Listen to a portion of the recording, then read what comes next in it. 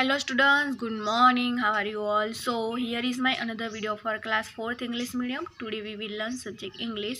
So students, last video lecture में हमने हमारा नया चैप्टर शुरू किया था, चैप्टर नंबर 9, जिसमें हमने द नॉटी बॉय जो पोएम थी वो देखी थी। उसके बाद उसके जो न्यू वर्ड्स थे, उसके जो क्वेश्चन आंसर थे वो हमने देखे थे। स्टूडेंट्स, आज हम इस चैप्टर की आगे की जो एक्टिविटीज़ है जो पेज नंबर 153 पर दी हुई है वो आज हम देखने वाले हैं।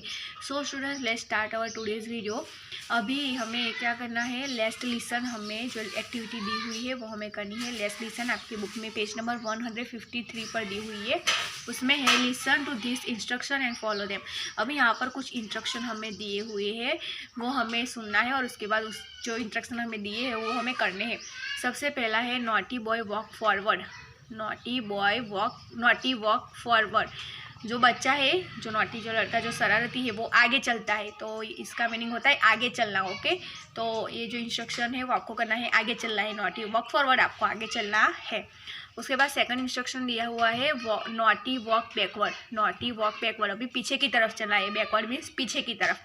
फॉरवर्ड का मीनिंग होता है आगे की तरफ, बैकवर्ड का मीनिंग होता है पीछे की तरफ। तो अभी आपको किस तरफ चलना है, पीछे की तरफ चलना है। नॉटी वॉक फॉर बैकवर्ड, आपको पीछे की तरफ चलना है।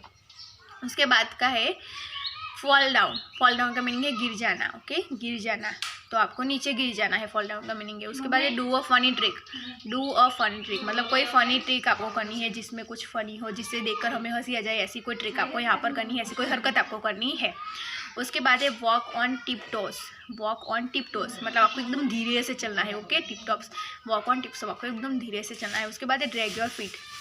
ड्रैग योर फीट मतलब अपने पैरों को खींचना है। ओके, अपने पैरों को खींचना है। ड्रैग योर फीट मतलब पैरों को खींचना है।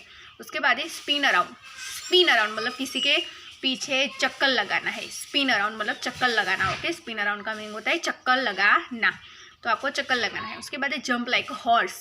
Jump like horse, jump means कूदना, लाइक की तरह, हॉर्स मतलब घोड़ा, घोड़े की तरह आपको कूदना है। उसके बाद है walk with your shoes. Walk with your shoes, अपने शूज़ को यूज़ करके आपको चलना है। Okay, walk with your shoes, आपको शूज़ को यूज़ करके चलना है। सफल योर फीट। सफल योर फीट मतलब अपने जो पैरों है, आपके जो पैर है उसको हिलाना है। सफल का मीनिंग होता है हिलाना, तो आपको पैरों को क्या करना है, आपके जो पैर हो उनको हिलाना है। सफल योर फीट मतलब पैरों को हिलाना है।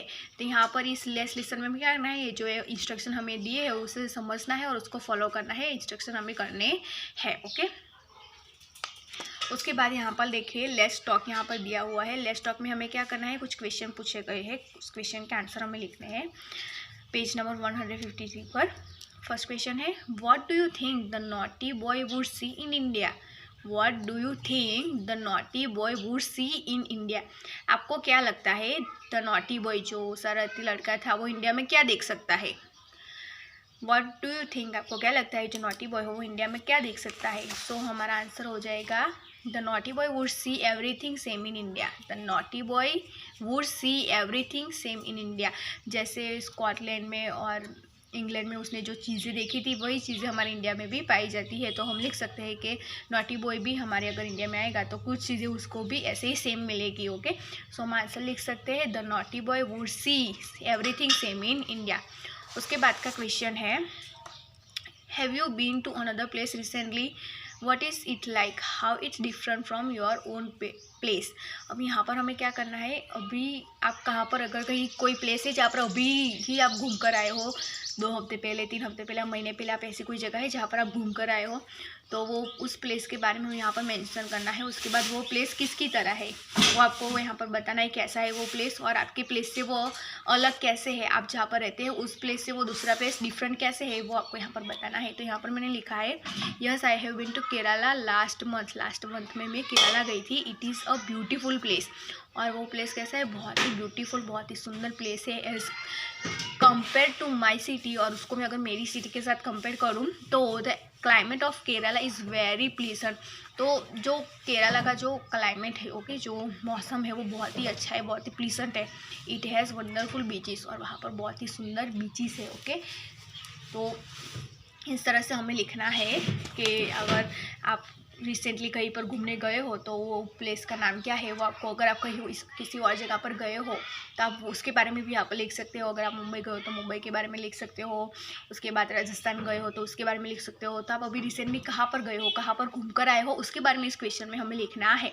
और वो हमारे यहाँ इस प्लेस से कैसे अलग पड़ता है। ओके, जैसे केरला है, वहाँ का जो मौसम है बहुत ही अच्छा है, हमारे यहाँ से अच्छा है, तो वो हम लिख सकते हैं। वहाँ के जो बीचेस है, वहाँ पर बहुत सारे बीचेस है, वो हम लिख सकते हैं। तो इस तरह से आपको आपका जो प्लेस है वो किस तरह से डिफरेंट है उसके बारे में यहाँ पर लिखना है।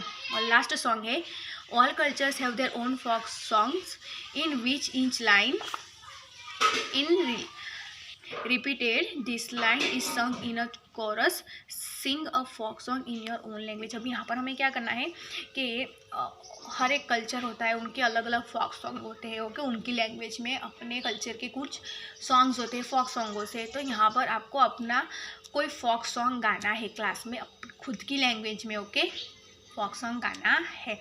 तो यहाँ पर आपको सिर्फ गाना है, कुछ लिखना नहीं है। हमें क्लास के अंदर अगर हम होते हैं तो हमारे जो फोक सॉन्ग होते हैं वो हमें गाना है और कुछ करना नहीं है। तो इस तरह से हमारा जो क्वेश्चन आंसर है वो फिनिश होता है। आज हमने लिसन देखा और लेट्स टॉक देखा। उसके आगे की जो एक्टिविटीज़ है वो हम हमारे नेक्स्ट वीडियो लेक्चर में देखेंगे। Students take care, bye.